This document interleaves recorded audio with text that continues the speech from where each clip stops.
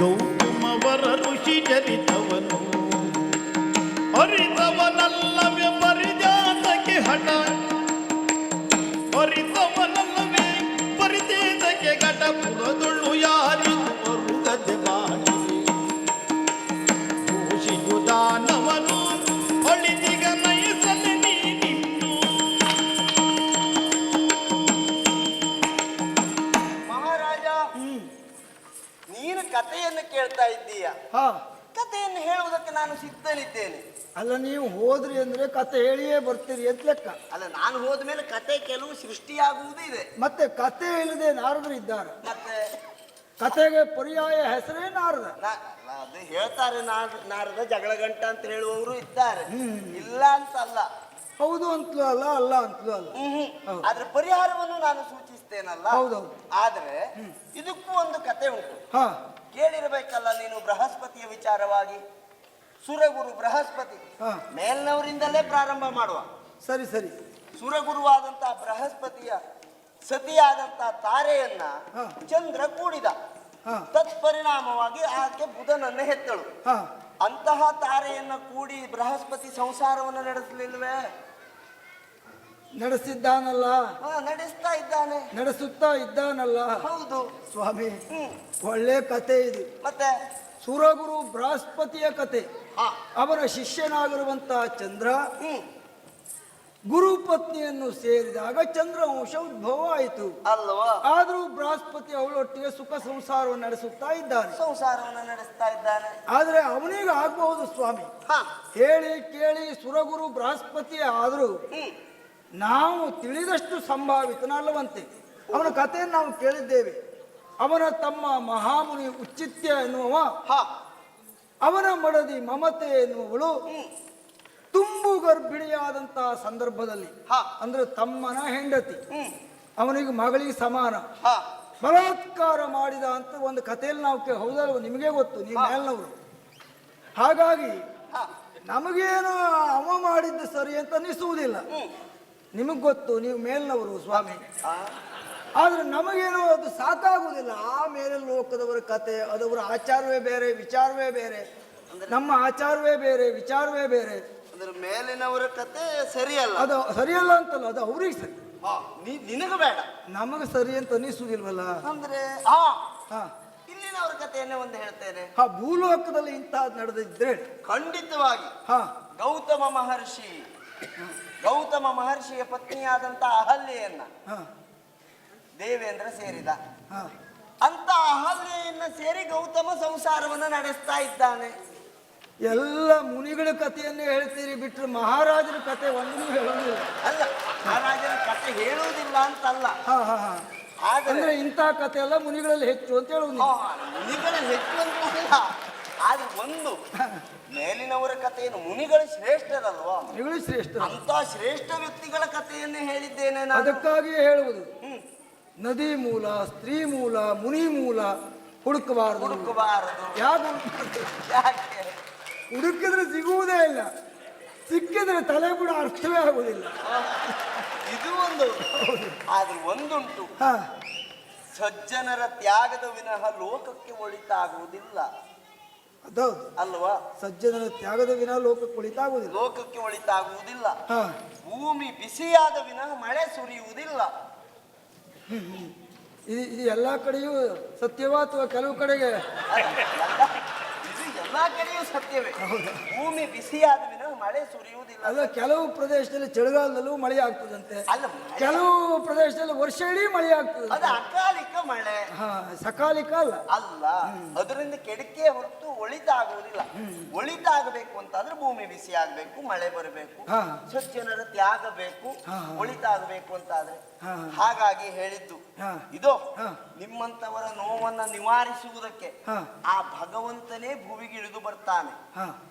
ಈಕೆಯನ್ನ ರಕ್ಷಿಸು, ಈಕೆಯ ಉದರದಲ್ಲಿ ಜನಿಸುವಂತಹ ಮಗುವನ್ನೂ ರಕ್ಷಿಸು. ಜೊತೆಗೆ ನಿಮ್ಮ ನೋವನ್ನ ಪರಿಹರಿಸುವುದಕ್ಕೆ ಭಗವಂತನೇ ಬರ್ತಾನೆ ಅಂತ ಹೇಳಿದನಲ್ಲ, ಅದಕ್ಕೆ ಇದು ನಾಂದಿ ಆಗ್ತದೆ.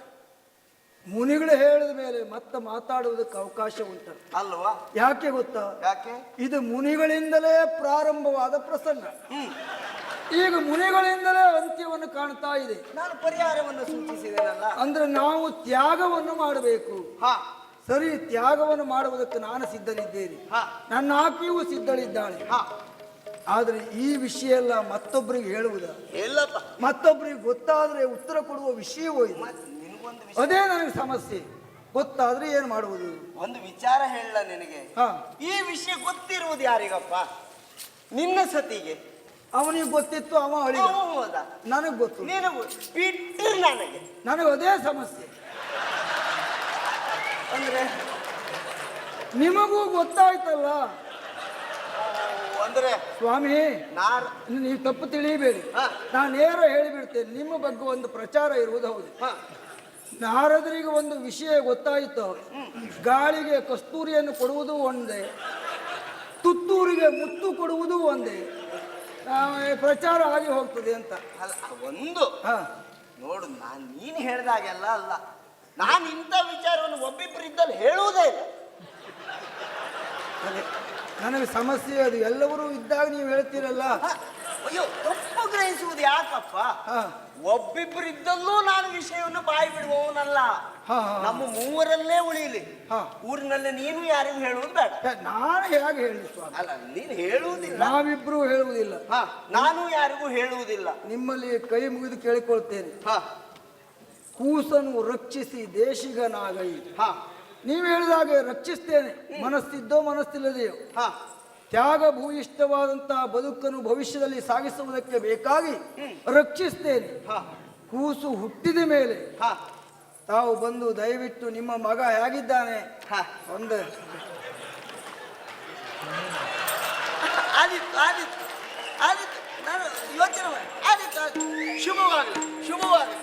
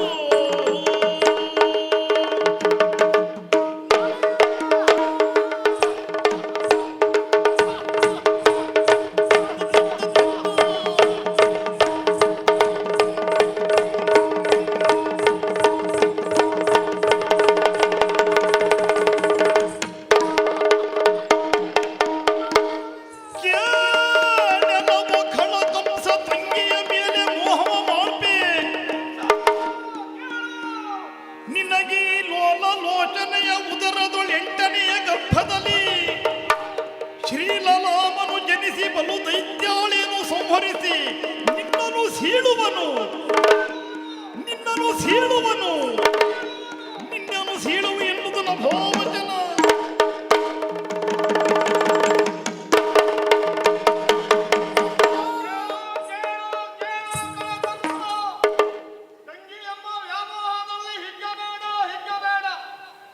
ತಂಗಿಯ ಉದರದಲ್ಲಿ ಹುಟ್ಟುವ 8ನೇ ಗರ್ಭದಿಂದ ಶ್ರೀಹರಿಯೇ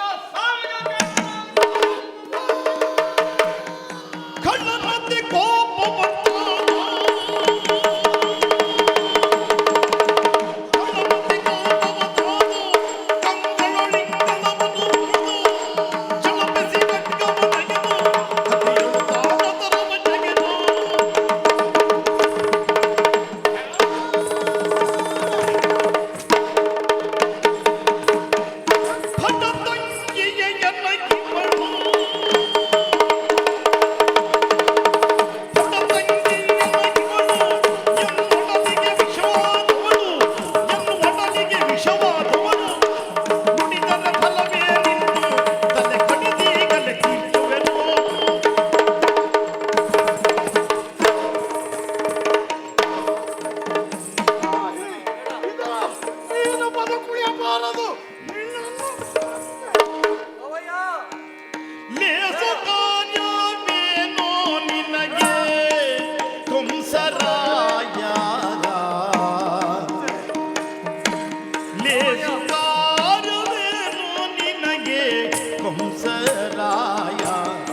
ಇವಳ ಖಾಸಿ ಮಾಡುವುದು ಚಿತ್ತವಲ್ಲ ಕಂಸರಾಯ. ಹೇ ಸದಿಗಳೇ ಭಾಗ್ಯಲಕ್ಷ್ಮಿ ಕಂಸರಾಯ. ಹೇ ಸದಿಗಳೇ ಭಾಗ್ಯಲಕ್ಷ್ಮಿ ಕಂಸರಾಯ. ಕೀರ್ತಿ ವಾಸುವುದು ನಿಮಿಷದಲ್ಲಿ ಕಂಸರಾಯ.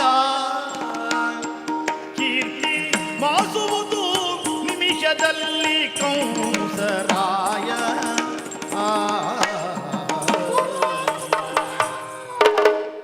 ಅವಯ್ಯ ನೀನು ನನ್ನ ತಂಗಿಯು, ನಿನ್ನ ಉದರದಿಂದ ಹುಟ್ಟುವವ ನನ್ನ ಪಾಲಿನ ಮೃತ್ಯು. ನಿಮ್ಮಿಬ್ಬರಿಗೂ ಮದುವೆ ಮಾಡಿಸಿ ಸಂತೋಷದಿಂದ ಮೆರವಣಿಗೆ ಮಾಡಿಸುತ್ತಾ ಇದ್ದೆ. ರಥವನ್ನು ಸ್ವತಃ ನಾನೇ ಓಡಿಸುತ್ತಿದ್ದೆ. ನನ್ನ ತಂಗಿಯ ವಿವಾಹೋತ್ಸವ ಇದು ಎಂದು. ಆದರೆ ಕೇಳಿಸಿದ ನಭೋವಾಣಿ ಆಹಾ! ನಿನ್ನ ಹೊಟ್ಟೆಯಿಂದ ಹುಟ್ಟುವಂತಹ ಮಗು ನನ್ನನ್ನು ಕೊಲ್ಲುವುದು ಅಂದರೆ ನನ್ನ ಮೃತ್ಯುವಿಗೆ ಜನ್ಮ ನೀಡುವವಳು ನೀನು. ಬದುಕಿರಬಾರದು. ಅವಯ್ಯ ಬೇಡ, ಈ ರೀತಿ ಮಾಡುವುದು ನಿನಗೆ ಸರಿಯಲ್ಲ. ದೇವರು ಮೆಚ್ಚುವಂತಹ ಕೆಲಸವನ್ನು ನೀವು ಮಾಡಬೇಕು. ಆದ್ದರಿಂದ ಪುನಃ ಹೇಳ್ತಾ ಇದ್ದೇನೆ, ಬೇಡ ಬೇಡ ಮಾವಯ್ಯ. ಏನು? ಯಮನ ಕಂಸನು ಕಲ್ಲುತ್ತಲೆಂದು. ಯಮನ ಕಂಸನು ಕಲ್ಲುತ್ತಲೆಂದನು. ನಿನಗೆ ಈ ಧರ್ಮವನ್ನು, ನಿನಗೆ ಈ ಧರ್ಮವನ್ನು, ನಿನಗೆ ಕಲಿಸಿದ ಜ್ಞಾನವನ್ನು ಎಂದೆನಿಸಿಯ ನೀನು. ವಸುದೇವ, ಏನು ಹೇಳಿದೆಯೋ? ದೇವರು ಮೆಚ್ಚುವಂತಹ ಕೆಲಸ. ದೇವರು ಮೆಚ್ಚುವ ಕೆಲಸ. ಯಾರು ದೇವರು? ಯಾರಿಗೆ ದೇವರು? ಕಂಸನೇ ಎಲ್ಲವೂ. ಈ ಕಂಸನಿಗೆ ದೇವರು ಇನ್ನೊಬ್ಬ ಇದ್ದಾನ. ಇದ್ದರೆ ಅವ ಮಾತ್ರ ಪರಶಿವ. ನನಗೆ ನಿನ್ನ ನೀತಿಯ ಪಾಠ ಅಗತ್ಯ ಇಲ್ಲ. ಇವಳನ್ನು ಕೊಂದೇ ಮುಗಿಸ್ತೇನೆ. ಅವಯ್ಯ ತಿಳಿದು ಹೀಗೆ ಮಾಡ್ತೀಯಲ್ಲ. ಕಂಡು ತಿಳಿದು ಕಂಸರಾಯ. ಕಂಡು ತಿಳಿದು ಕಂಸರಾಯ. ಯಮನ ದಂಡನಿಗೆ ತಿಲಕದಯ್ಯ ಕಂಸರಾಯ. ಯಮನ ದಂಡನೆಗೆ ಸಿಲುಕದಿರಯ್ಯ ಕಂಸರಾಯ. ಬಂಡಾಟಗಳು ಚಿತ್ತವಲ್ಲ ಕಂಸರಾಯ. ನರಕ ಕುಂಡದೊಳಗೆ ಬೀಳದಿರಯ್ಯ ಕಂಸರಾಯ. ಲೇಸು ಕಾರ್ಯವೇನೋ ನಿನಗೆ ಕಂಸರಾಯ. ಅವಯ್ಯ ಏನು? ನೀನು ಈ ಕಾರ್ಯವನ್ನು ಮುಂದುವರಿಸಬಾರದು. ಅಂದರೆ ನಾನು ಅವಳನ್ನು ಕಡಿಯಕೂಡದು. ಕೂಡದು. ಯಾಕೋ? ನಿನ್ನ ಮುದ್ದಿನ ತಂಗಿ. ನನ್ನ ಮುದ್ದಿನ ತಂಗಿ, ನನ್ನ ಮೃತ್ಯುವಿನ ತಾಯಿಯವಳು. ಅಷ್ಟೇ ಅಲ್ಲ, ಯಮನು ನೀನು ಕೊಂದೆ ಅಂತ ಆದರೆ ನರಕಕ್ಕೆ ಓದಿಯ. ಯಾರು? ನೀನು. ಯಾರು? ಆದ್ದರಿಂದ ಈ ಕಾರ್ಯವನ್ನು ಮಾಡಬೇಡ. ಒಂದರ ನರಕಕ್ಕೆ ನರಕಕ್ಕೆ ಯಾರೋ ಕೊಲ್ಲುವವರು ಯಾರೇ ತಡೆಯಲ್ಲ. ಯಾರು ಬರುವರು ಆಳಿಂದಲಿವರು ಬೇರ ಬಲ್ಲವರಿಗೆಲೆಯ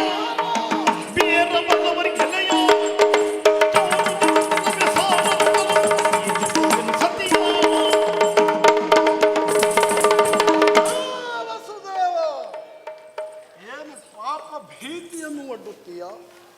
ನಾನವಳನ್ನು ಕೊಚ್ಚಿ ಕಳೆದೆ ಎಂದಾದರೆ, ಕೊಂದು ಮುಗಿಸಿದೆ ಎಂದಾದರೆ ನರಕ ಪಾಪ. ಹೌದು.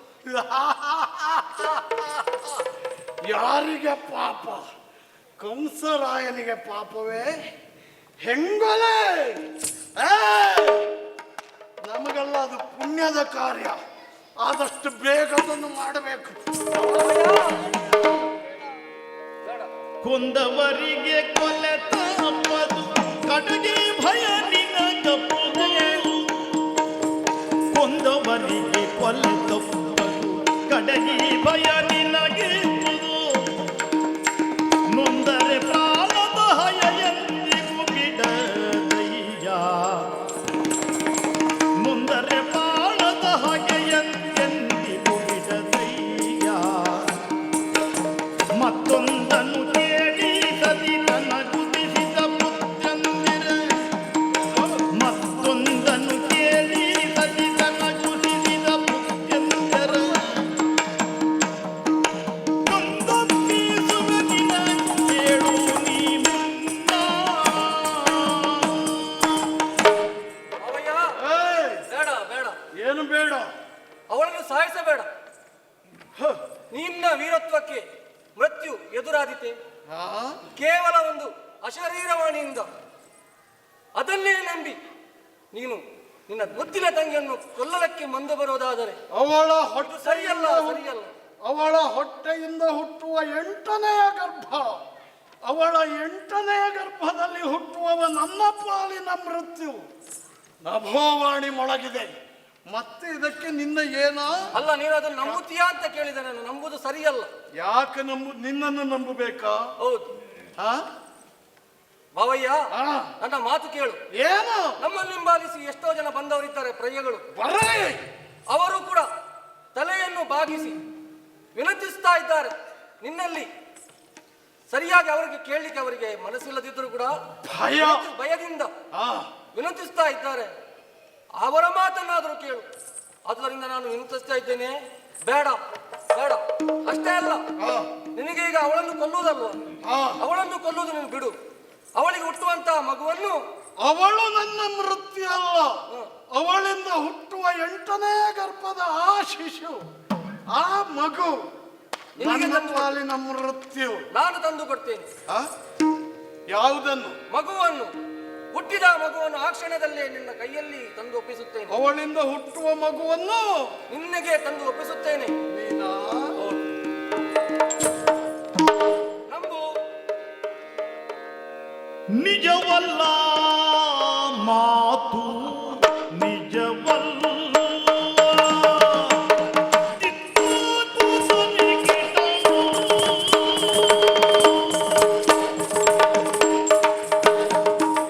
ನಿಜವಲ್ಲ ಮಾತು, ನಿಜವಲ್ಲ ನಿಜವಲ್ಲ ಮಾತು, ನಿಜವಲ್ಲ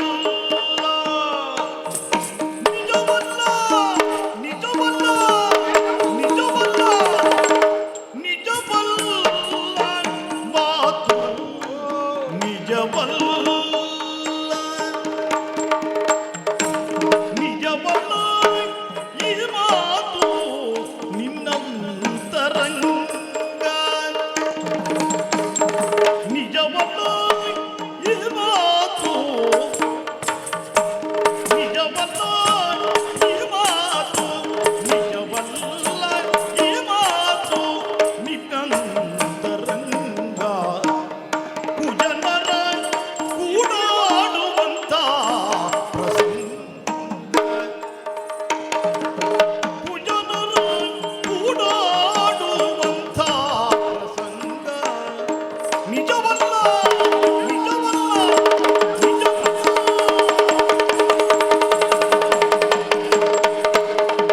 ನಿಜವಲ್ಲ ಮಾತು, ನಿಜವಲ್ಲ.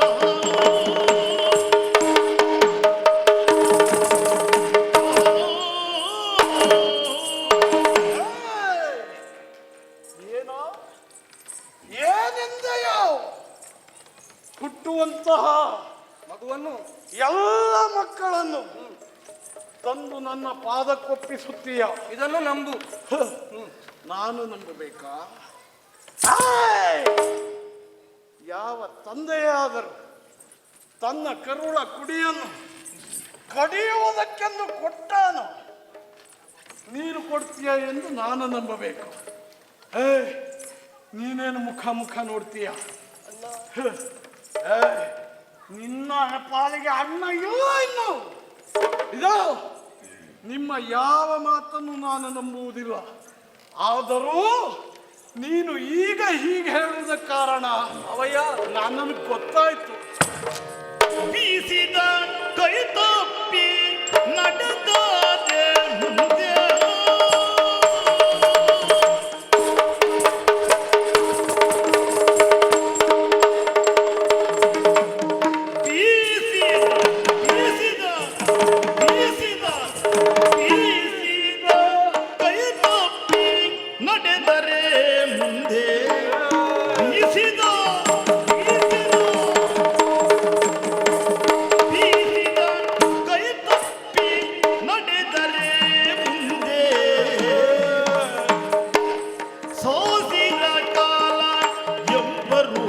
ಗಾದೆ ಹಿಂದೆ ಸೋಸಿನ ಕಾಲ ಎಂಬರು ಗಾದೆ ಮುಂದೆ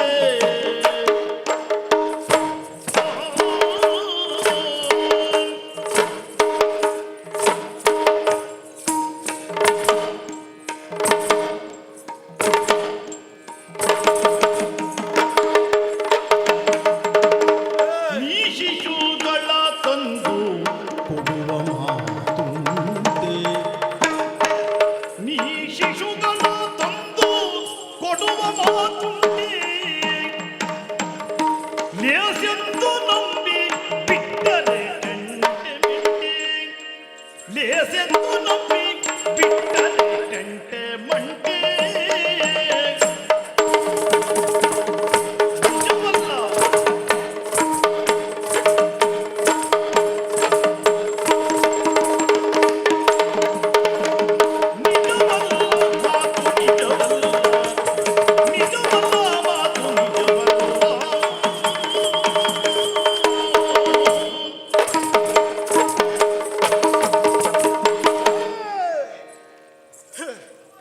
ಇಂತಹ ಮಾತನ್ನು ನೀನಾಡುವುದು ಯಾಕೆ? ನನಗೆ ಗೊತ್ತಾಯಿತು. ಯಾಕೆ? ನಾನು ಕಡಿಯುವುದಕ್ಕೆ ಮುಂದಾದೆ, ನೀನು ತಪ್ಪಿಸುತ್ತಿದ್ದೀಯ, ವಿನಂತಿಸಿಕೊಳ್ಳುತ್ತಿದ್ದೀಯ.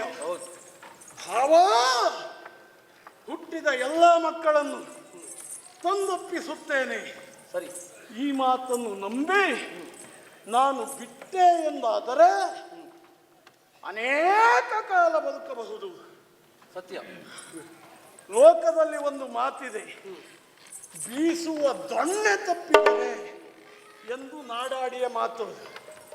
ಬೀಸುವ ಕೈ ತಪ್ಪಿದರೆ ಹೊಡೆಯುವುದಕ್ಕೆಂದು ಎತ್ತಿದ ಈ ಕತ್ತಿ ಯಾವುದೇ ಕಾರಣದಿಂದ ತಪ್ಪಿತು ಎಂದಾದರೆ 1000 ವರ್ಷ ಬದುಕಬಹುದು, ನಿಶ್ಚಿಂತೆಯಿಂದ ಬದುಕಬಹುದು.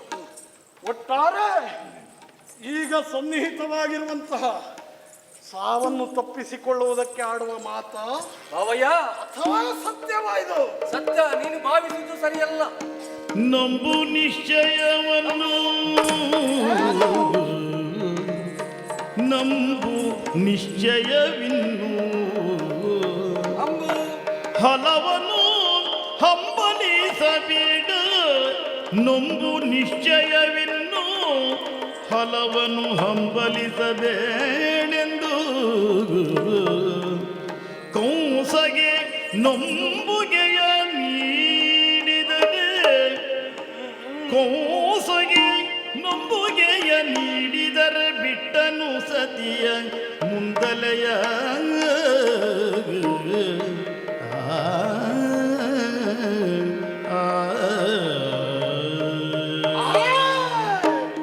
ಅವಯ್ಯ,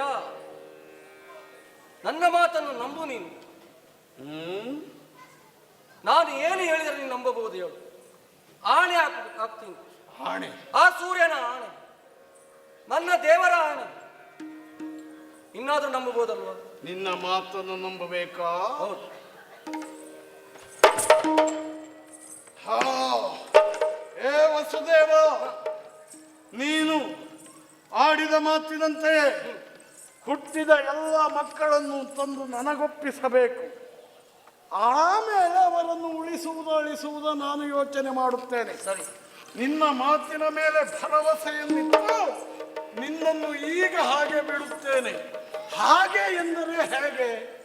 ನಿನ್ನನ್ನು ಕಡಿಯದೆ ಕೊಲ್ಲದೆ ಬಿಡುತ್ತೇನೆ ಎಂಬಲ್ಲಿಗೆ ನಿಶ್ಚಿಂತೆಯಿಂದ ಇರಬಹುದು ಎಂದು ಯೋಚಿಸಬೇಡ. ಯಾರು